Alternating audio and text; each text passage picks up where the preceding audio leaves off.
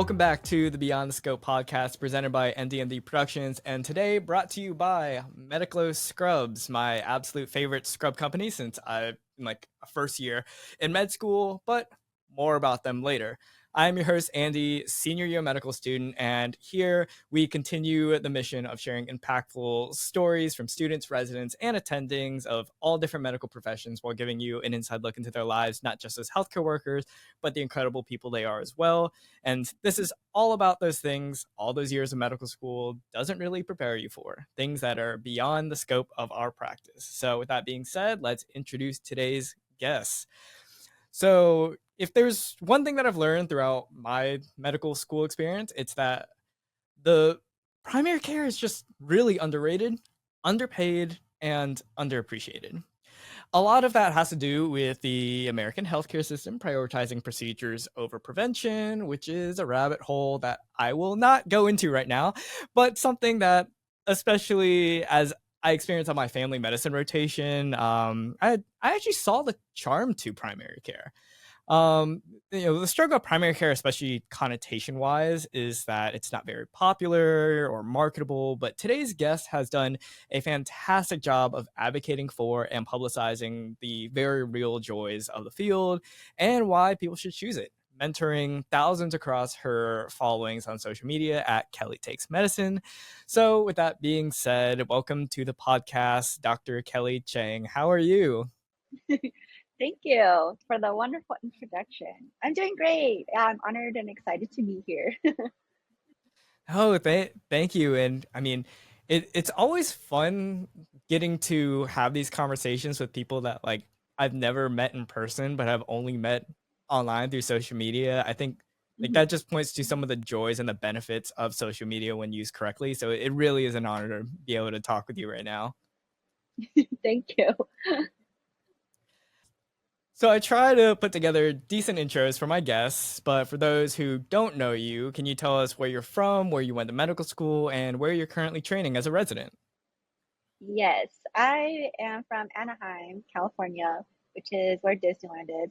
And then I went to medical school at VCU, which is where some people might have heard of it because of the curbsiders, because they do continuing like senior credits there. And then I came back to UCLA for residency. Okay. And what are you doing residency in? Oh, yes, I'm doing internal medicine. I'm in the primary care track of internal medicine. Awesome. And so what pulled you first towards primary care? Oh, so many things. I think, I think just the spirit of primary care. I think I learned about it as a child growing up, and then also through my grandpa's healthcare experiences. So I would go to all the appointments with him, and then I actually like knew I wanted to do geriatrics from pretty young, like younger than most people. I think in college there's like a geriatrics department at my college, which I forgot to mention. I went to UC Irvine for college, and then learning about geriatrics while also taking care of my grandpa at the same time.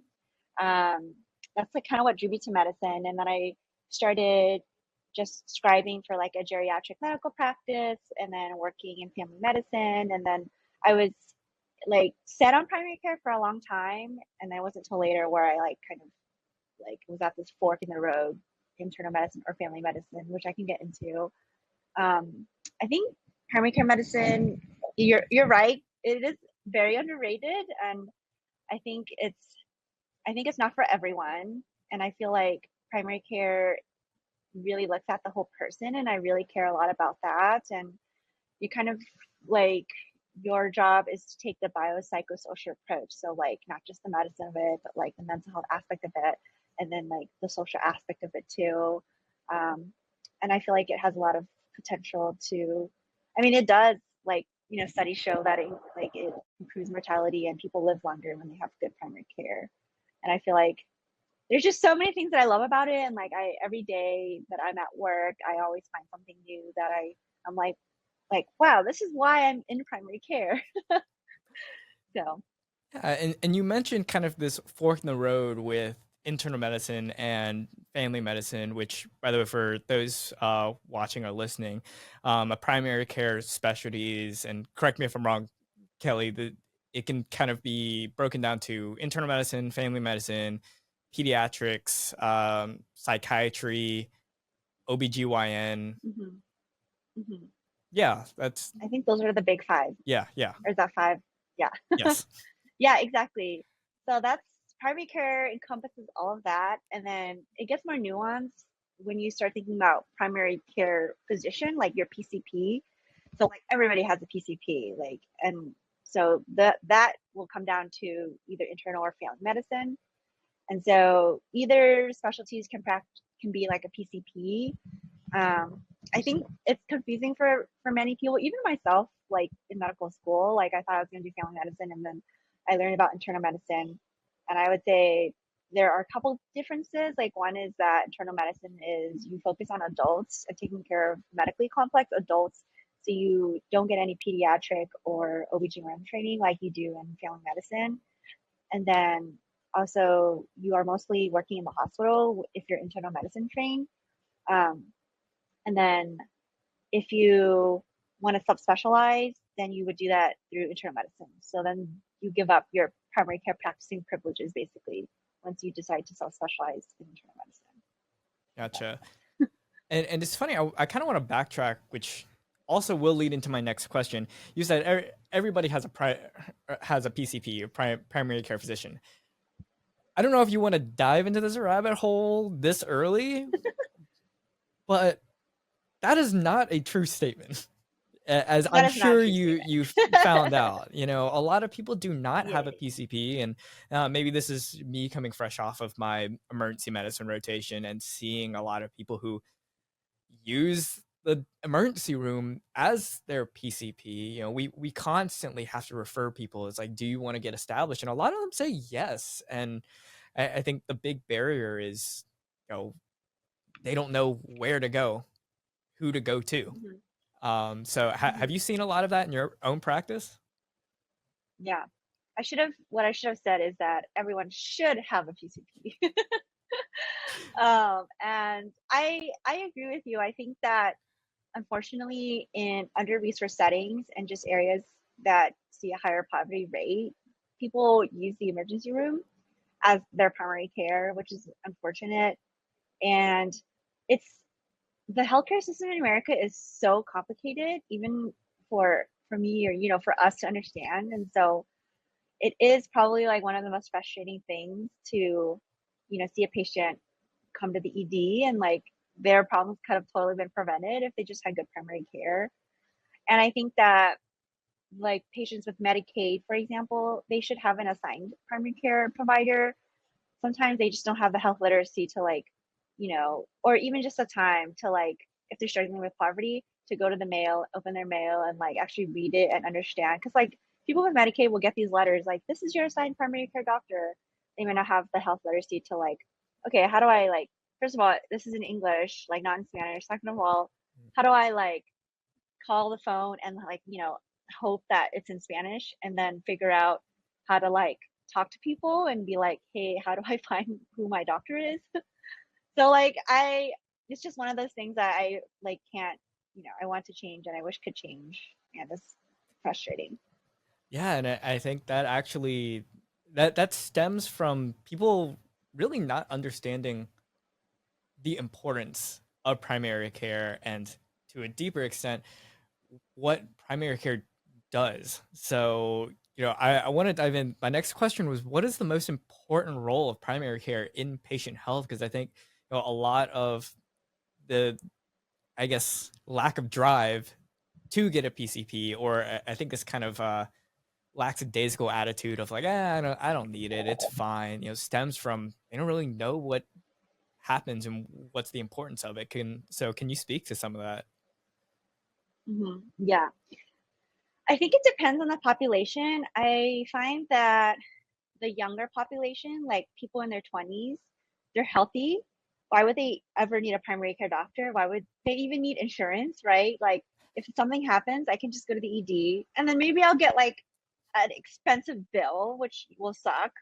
And I think it's like, so I find that the younger population, like many of us feel like we're invincible, myself included. Like I didn't have a Mhm. primary care doctor for a good while. And so that's why that could be one reason. And even like in your 40s and 50s too, like I think once people start to like get, I don't know, sometimes people like check their blood pressure at CVS pharmacy or something and their blood pressure's high. And then like I have some patients who've never seen a doctor before and they come to me, I'm just here to establish care. Um, I think that primary care for a more well-resourced population, like in LA and Santa Monica and West LA, like actually a lot of people have PCPs because like they're a little bit more educated. They're like, I want to prevent cancer. I want to like, can I request this test to like check for pancreatic cancer?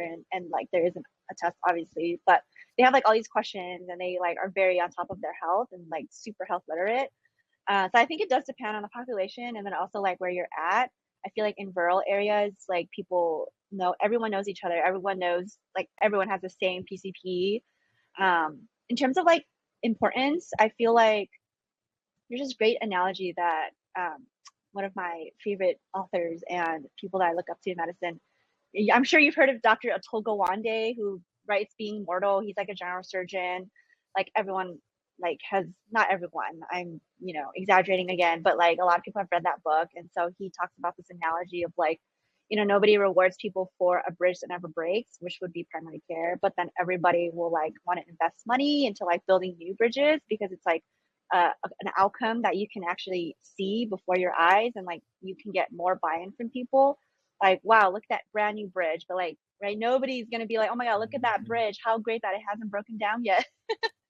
And that's essentially what primary care is like you're prescribing these medications for people in hopes that it will prevent a heart attack but like they haven't had a heart attack yet but that's like the whole point right so like Yeah. it's a lot of it's just preventive care.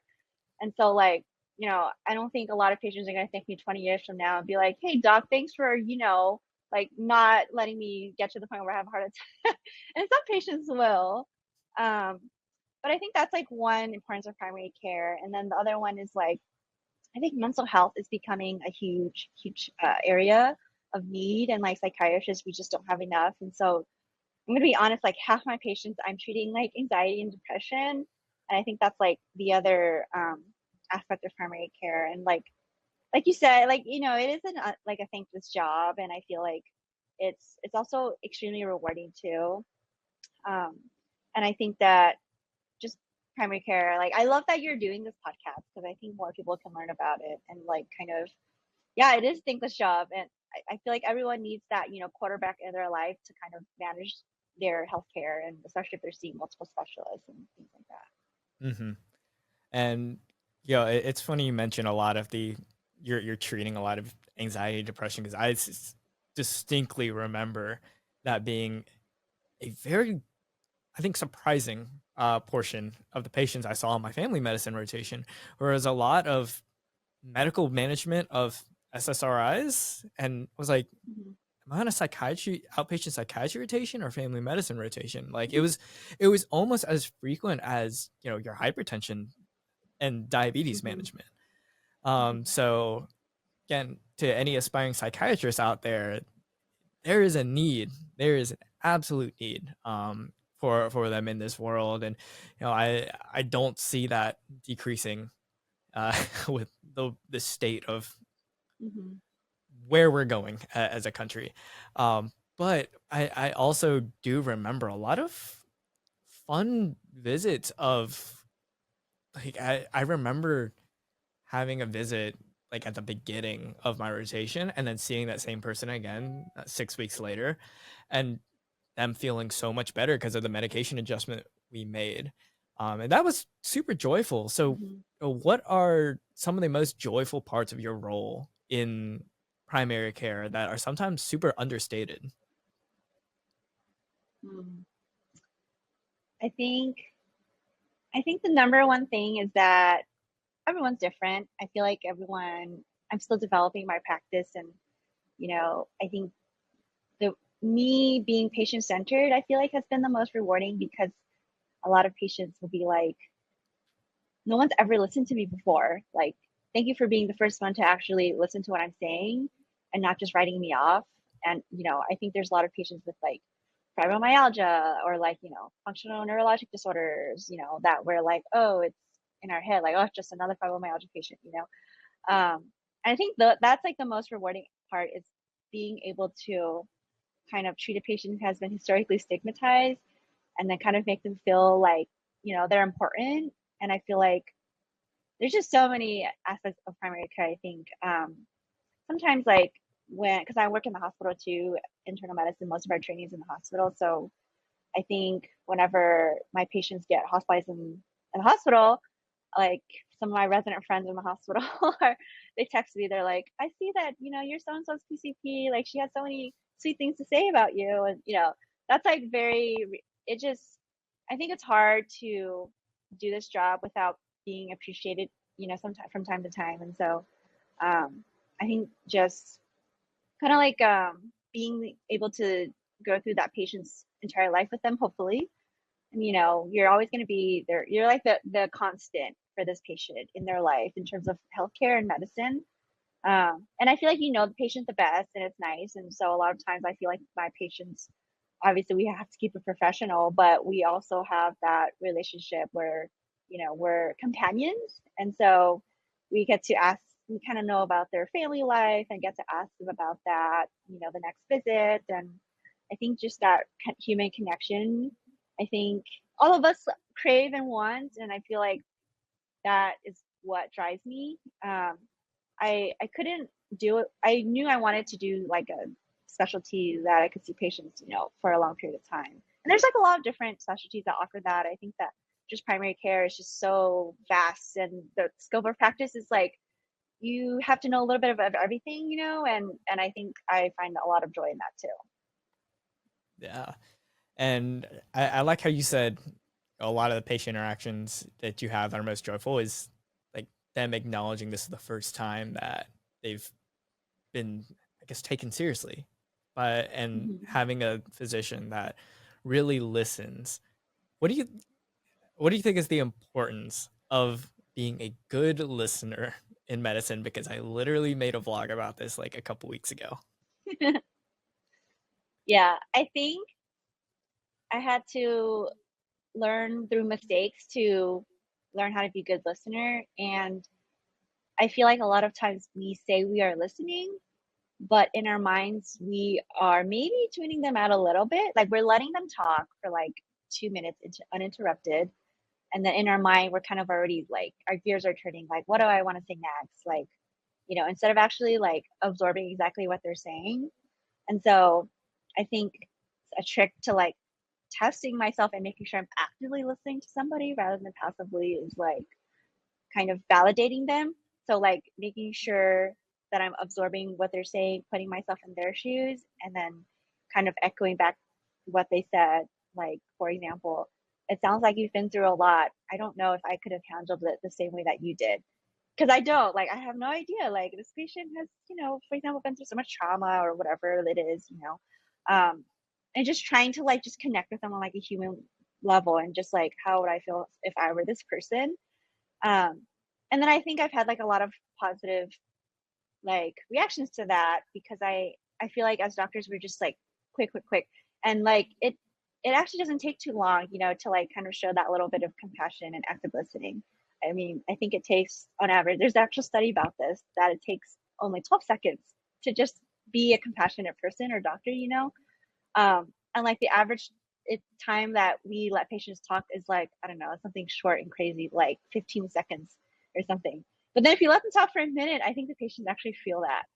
And then just like body language. So like if they're sitting, I want to be sitting, or like maybe I'll lean closer, or maybe like I'll tilt my head a little bit to kind of like show that like that social cue that like, hey, I'm actually listening, and let's keep talking. Mhm. And the other times I do have to stop them. I'm like in my head, I'm like, okay, maybe, for the sake of time. I mean, you've probably been there as a medical student too. Like you have the most Yes. time and with patients, right? You saw me laughing because like, yo, I God, I had a question, but now all I'm thinking of is all the times. I mean, Yeah. don't get me wrong, they're some absolutely sweet older gentlemen, and women Yes. who just love to talk, and a part of it is you are a medical student, you have no formal responsibilities. You have the time to be able to sit there and listen to them. Hmm. Yeah, right. But there are definitely interactions where I'm just like, Yeah. hey, It's tough. it's been 25 minutes, like, Right. and you want to At be that point for nice. your sanity. Um, Right. and and it's like we're not even talking about anything like health related. It's just like I'm talking about the masters to this old guy. And I'm just like, yeah, this is really, really cool. But we have 5 patients in the waiting room, so it's a hard line to Hmm. draw. Oh, I remember Hmm. the question I was gonna ask you. Um, so, with that practice of active listening, do you think it's an innate thing, or is it something that you can be taught or even, like, learn over time? I don't absolutely do not think it's an innate. I think some people do learn it quicker than others.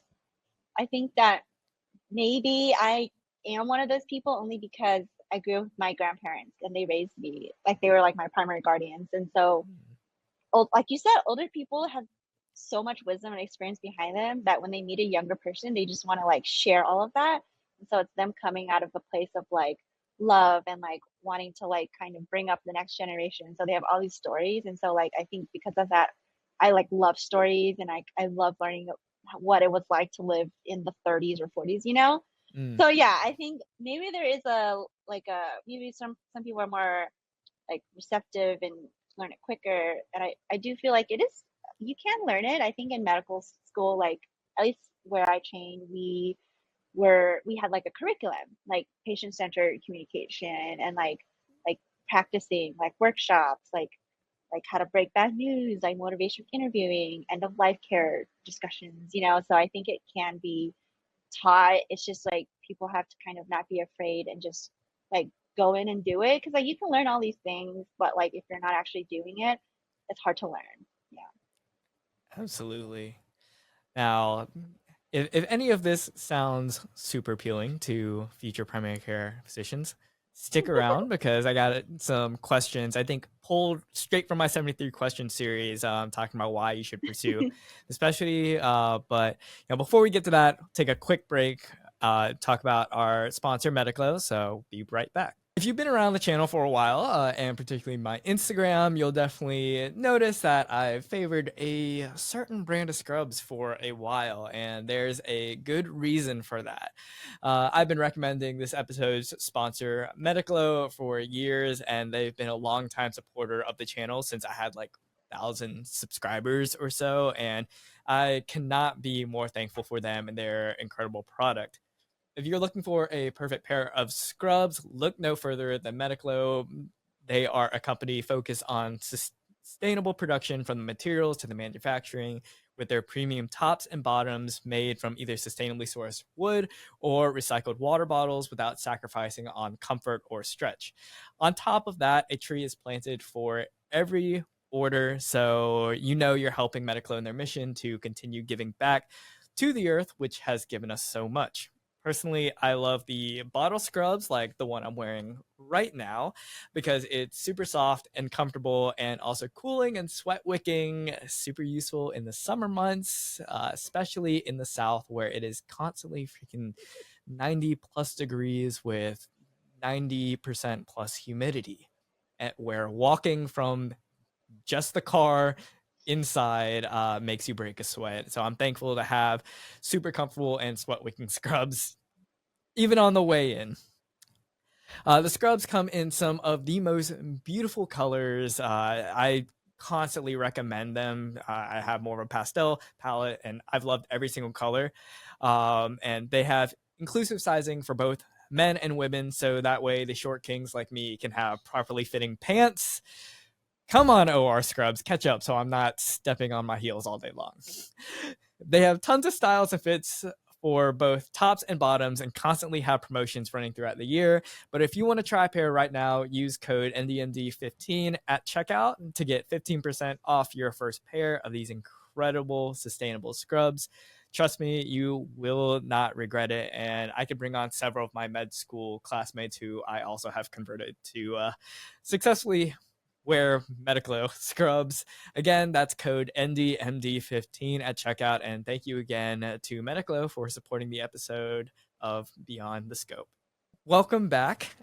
We left off with kind of talking about some of the joys of primary care. And so I always ask this question in my 73 question series where I allow the physician to sell their specialty like a car salesman. So, Kelly, why should someone pursue your specialty? This is so tough. I've been trying to sell the specialty for a few years now.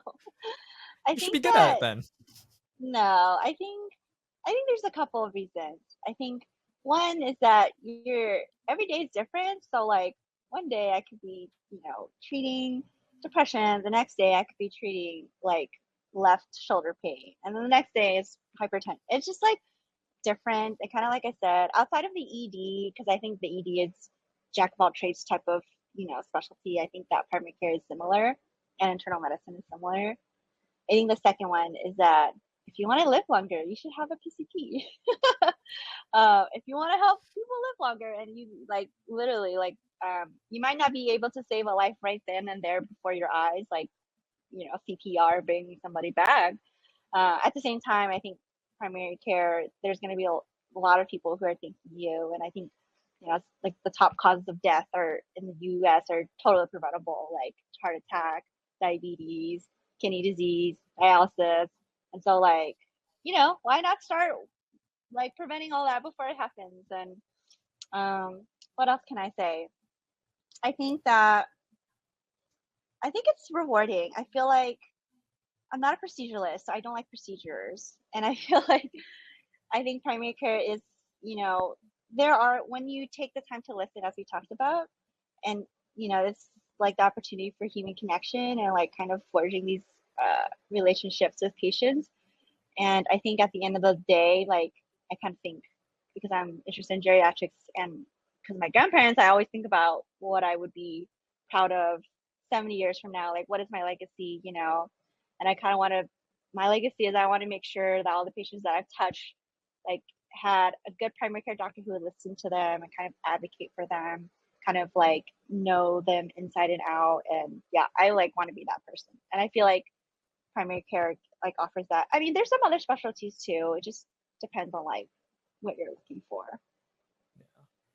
And I want to touch on this too because there are some specific scholarship opportunities that are uniquely geared towards primary care, one of which you are very familiar with, and one that I think I'm speaking. MCG did not pay me to say this. Although if you do want me to pay it, talk more about it, hit me up. Um, the there are specific scholarship opportunities with an emphasis on primary care. Yours is the NHSC. I honestly forgot what that stands for, and the one I can touch on is the Peach State Scholarship. But I'd love for you to talk about the NHSC scholarship. Yes, I would love to talk about it because it's one of my life's greatest gifts. I feel so fortunate. Um, the NHSC stands for National Health Service Corps, and some people may know about the loan repayment program, which is what most people do. And then there's a scholarship program. Kind of want to like give context as to like why I wanted to pursue the scholarship. One is that I come from like a lower income background, and so it's like a catch-22. So people who are more likely to pursue primary care are people who come from lower income backgrounds. At the same time, people who are from lower income backgrounds are more likely to choose a specialty that is more lucrative and not primary care. And so I was like, there's a point in my life where I was like, how can I do primary care? I need to make money. I need to take care of my family. Like primary care is not the specialty for that. And so that's why I was like, okay, how can I mitigate my debt? Because I don't have parents who are engineers or lawyers or doctors who can like pitch in for my medical school tuition. And like at the time, I think, so the first year I took out $70,000 for medical school. And then I stumbled upon this scholarship, and basically for every year of scholarship money, which so they'll pay for every year of medical school, and they'll give you a monthly stipend. So like I didn't have any support from family to like pay for my living expenses as a medical student.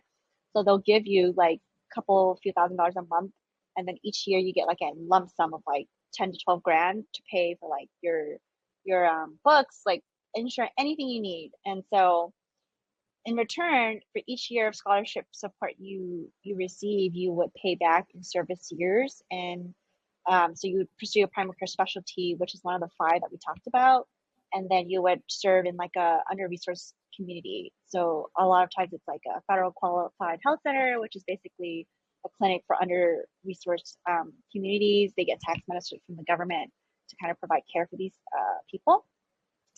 For me, that was like the best of both worlds. Like, how could like this is exactly, I felt like this was made for me. And so I think a lot of people don't know about it. And so like I intentionally try to bring this up because if if that is you, if you feel like you want to do primary care and you're, because like the burden is very real. And so um that's pretty much the scholarship in a nutshell. There's like a lot of nuances I like talk about on my blog, which you can like find the article on. But I hope that was that confusing.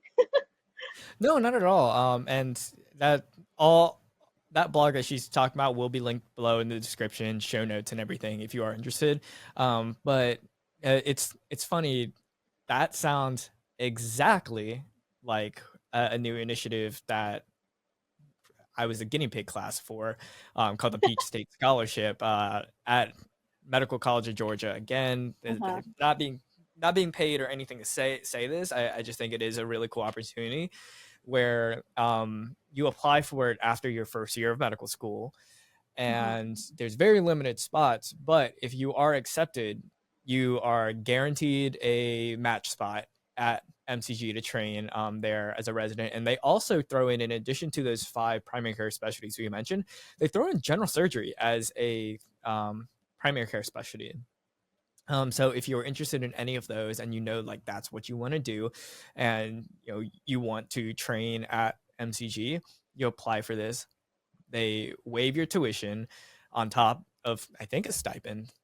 Um, and then depending on how many years of scholarship you got, um, you contractually are tied to serve in underserved areas of Georgia, which when it was first presented to me, I'm thinking like, oh my gosh, like you got to be out in the boonies of Georgia, like one stoplight, cities.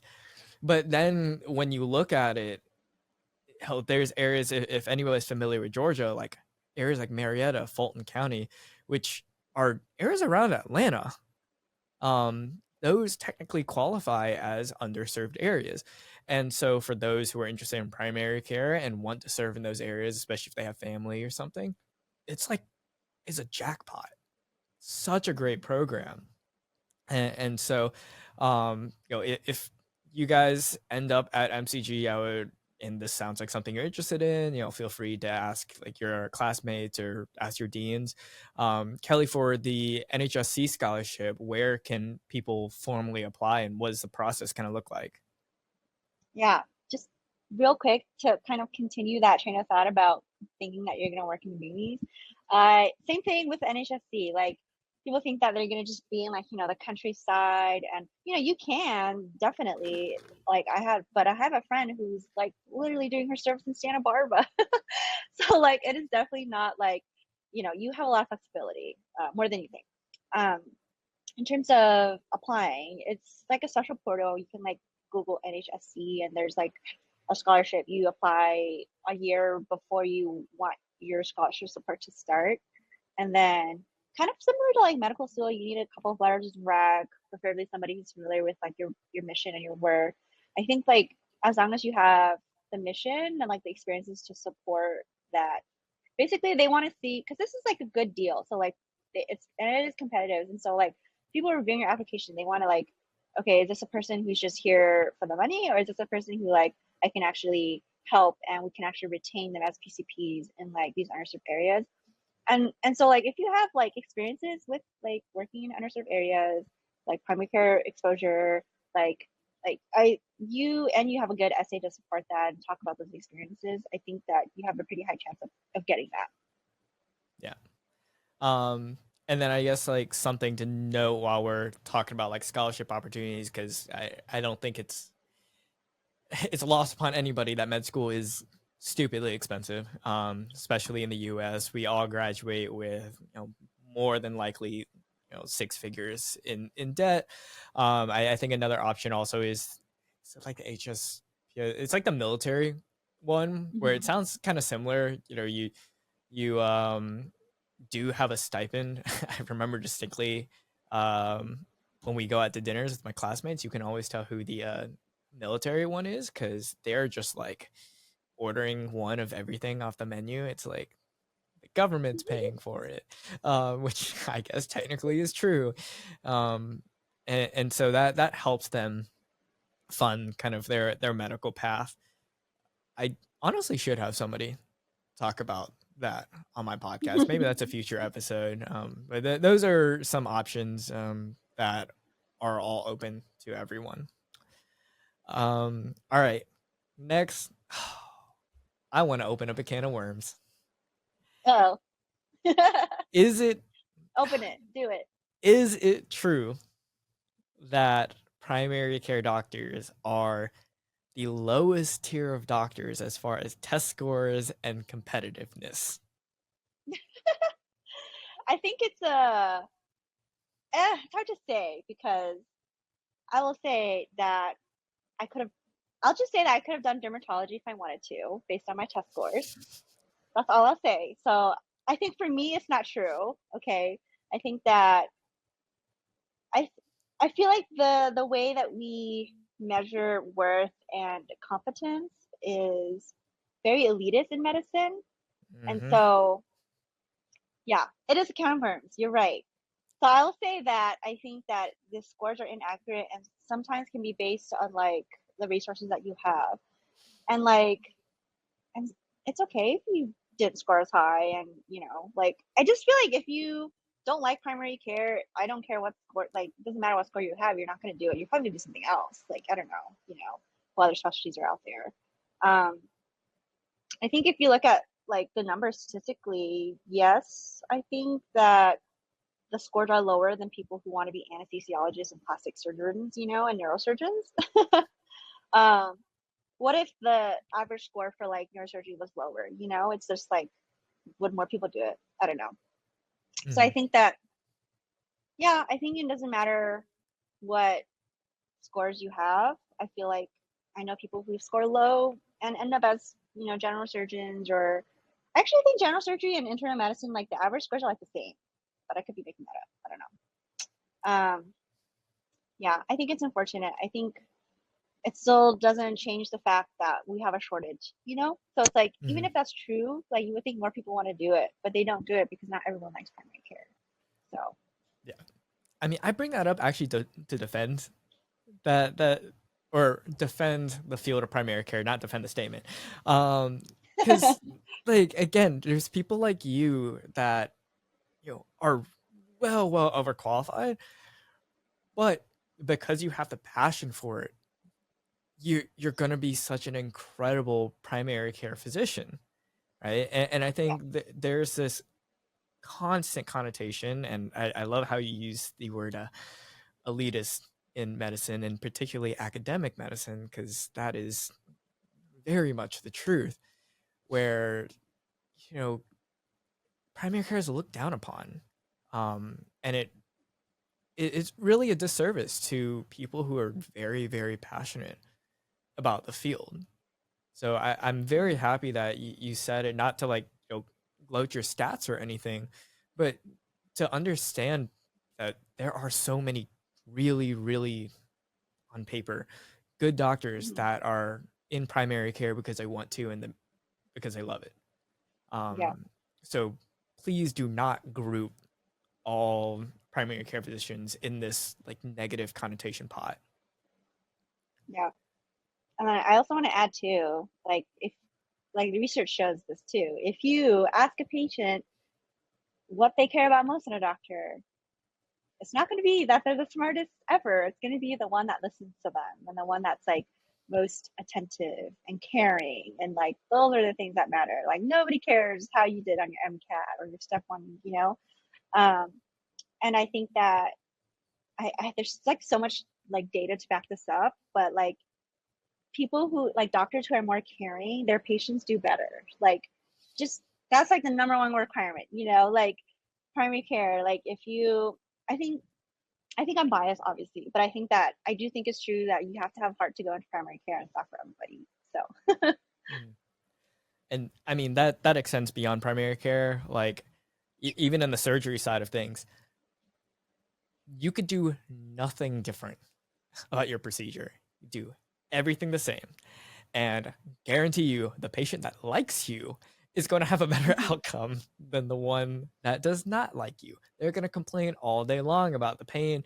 They're going to complain all day long about the rehab and probably write you terrible reviews and everything, compared to the one that like felt like you listened, felt like you walked them through all the options, and that you took the time to make sure they understood the procedure and what they were going through. So in the exact same mhm. light, primary care is the same way. Yeah, yeah.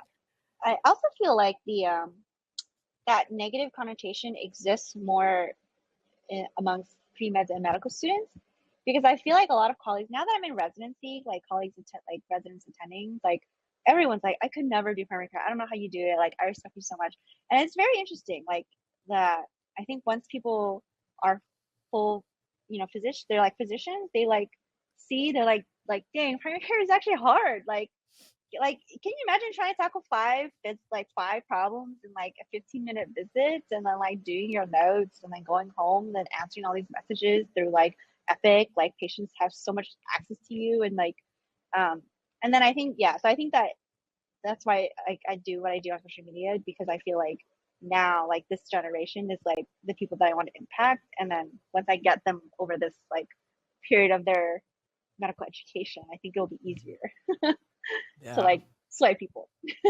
absolutely. And speaking of swaying people, I think one of the big benefits to primary care is there's a ton of mobility and flexibility in your career as far as one schedule, and two subspecialization. You mentioned geriatrics, palliative care. What other options are there? So for internal medicine, do you mean like primary care subspecialties, or Yeah. like all the subspecialties in internal medicine? Oh God.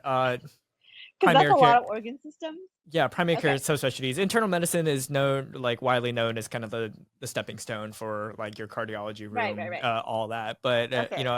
the lesser known ones. Yeah. There's so geriatrics, palliative care, and palliative care is actually not considered primary care, which I won't get into. Uh, Addiction medicine and Oh, obesity medicine is one. I think there's just psychiatry and like a women's health subspecialty as well. And those are like the main primary care subspecialties. And there's also like some newer ones that are not like, I don't think ACGME approved yet, like preventative medicine and lifestyle medicine. There's like some other ones. Yeah. okay. So tons of variety that you can look into, and I'm sure there's more added practically every single year. Um, Mhm. okay, and then of course, we can't end the conversation without talking about social media mentorship. And I have here in the notes that like how can we advocate for primary care specialties, whether that be exposure of kind of the realities of the field, higher pay, work hours. I have down here insurance companies. I don't know if we want to go down that rabbit hole or not. That will probably extend this episode another like 4.5 hours. But how can we Yeah. advocate for primary care specialties? Yeah. I think I think like the initiatives like the one at, you know, your medical school, the ones like the NHSC, I think like we just need to incentivize people more. Uh, and then I think that's where we can start. I feel like, and then, you know, social media is like a double-edged sword. I feel like if you use it the right way, kind of like you said, it you can reach a lot of people. And I think people who love primary care need to be on social media to talk about it. Because I mean, you always hear like on Twitter, like, oh, so much paperwork, oh, so much this, so much that, you know. And the other thing is like being a woman in primary care is pretty hard because like women in primary care are like, I forget what the statistics, they're just more likely to be doing paper and administration work because like when your primary care doctor is a male, you have a lot more people who like, let me take that off your plate, like very, another rabbit hole which we won't go into. So I think in terms of insurance system, yeah, I think that needs to change because else we're never gonna like people are never gonna do primary care if it's like or want to do it if it doesn't change because I feel like yeah, I mean you're incentivized to like do procedures like you make more money and like people who do procedures they like that outcome right in front of their face and Mhm. um whereas like we're changing it a little bit so now like you are incentivized by like outcomes and not per visit. So before people would get paid per visit, like so more incentive to bring people back to like make money. But now it's like you get paid based on like their A1C. Is it improved? If yes, you get more money. If um, so it is changing a little bit, like value based system. Yeah. Yeah. Alrighty. Well, there's plenty of rabbit holes to go down there, but let's save that for probably the benefit of both of our careers. But it is Yeah. it's a serious topic. Though I just wanted to briefly touch on it, shed some light. But down to the last question. Yeah, this whole episode was about putting the spotlight on primary care. So Mhm. for the future primary care doctors out there watching or listening, Kelly, what is your one word of advice to them? I would say never do something for the money or the wealth. I guess that's the same thing, or the prestige or the status, because if you do that, it's unsustainable. So I don't even care if you do primary care. I mean, I actually do care.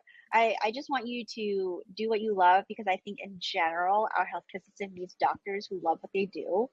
Um, I would love for people to do primary care more. At the same time, I would be happy. I'm scared of surgery. I'm very terrified of surgeons. If I have a surgeon who is like, for example, caring and loves their job and isn't there just because they're trying to, make money, I think that would make me and probably a lot of other patients feel at ease. And so it also will prevent you from burning out. And I think a lot of times people think that they turn off their emotions to prevent burnout, but it actually accelerates this. And there's research to prove this too. And so, like, if you are doing what you love, you are going to be more resilient and less likely to burn out. And so, you should hold on to that and never let it go because on the hard days, like, you have to remember why you're doing this. Very, very true. So, Kelly, of course, you offer some fantastic mentorship across your social media as well as I think your organization, Underdocs, and I'm sure plenty Mm-hmm. more. So, where can people find you? Yeah, so I'm mostly on Instagram. People are much nicer there. I did try TikTok. It did not go well. I don't know why. People are just like more, they're not afraid to speak their mind on TikTok. And I feel like, anyway, Instagram at Kelly Takes Medicine. And then I do have a blog, which I haven't updated recently because of interyear. I will though. And so it's also just kellytakesmedicine.com. All right, perfect. Yeah. Well, thank you so much for your time, Kelly, and you know, Thank you. Thank you for having me. it's so nice to meet you. Yes. Hopefully, if you're ever in LA, you should let me know. I'm sure I'll be in LA for some reason or another. I'm traveling all over the place, so Yes, yes. you're All right. Thank you again. you're very welcome. Thanks for watching. Thanks for listening. Catch you in the next one.